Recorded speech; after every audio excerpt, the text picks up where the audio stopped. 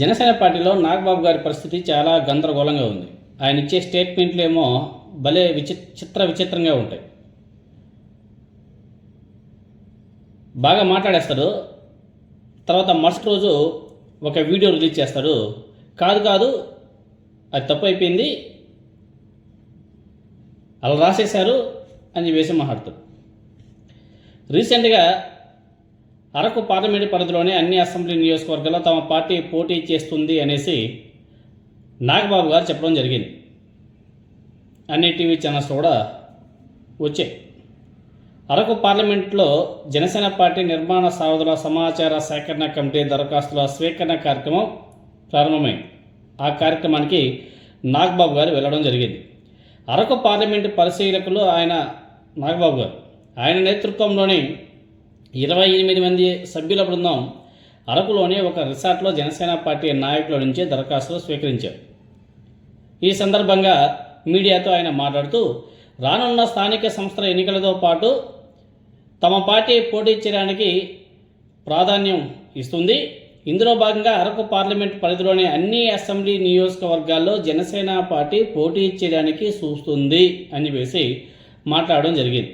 అంటే ఆయన ఎవరితోనూ పొత్తులు లేకుండా జనసేన పార్టీ అన్ని స్థానాల్లో పోటీ చేస్తుంది అని చెప్పేసి డైరెక్ట్గా చెప్పేశారు. ఇక్కడ గిరిజనుల సమస్యల్ని పవన్ కళ్యాణ్ అర్థం చేసుకున్నంత గొప్పగా గతంలో ఏ నాయకుడు అర్థం చేసుకోలేదు.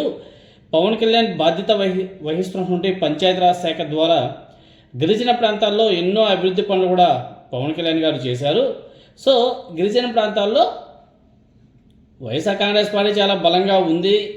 పోయిన సార్వత్రిక ఎన్నికల్లో కూటమి సునామీలో కూడా అరకు పార్లమెంటు స్థానాన్ని వైఎస్ఆర్ కాంగ్రెస్ పార్టీ దక్కించుకోవడం జరిగింది.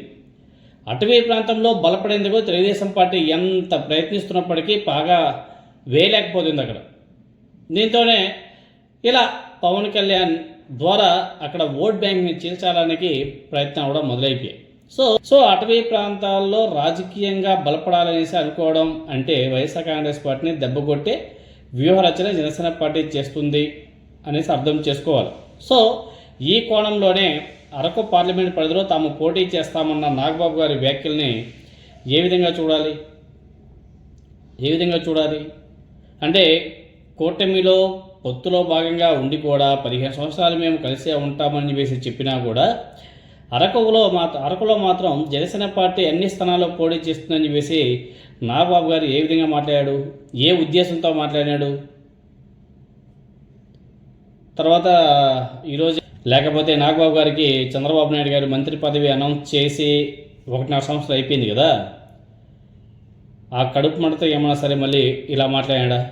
అయ్యా నాగబాబు గారు, మీకు చంద్రబాబు నాయుడు గారు మంత్రి పదవి అనౌన్స్ చేసి 1.5 సంవత్సరం అయిపోయింది, అది తెచ్చుకోవడం మీకు చేత కాలేదు. కానీ వచ్చే ఎన్నికల్లో అరకు పార్లమెంట్లో మొత్తం సెట్లో పోటీ చేస్తామని వేసి మాట్లాడడం అసలు ఇంకా చాలా కామెడీగా ఉంది.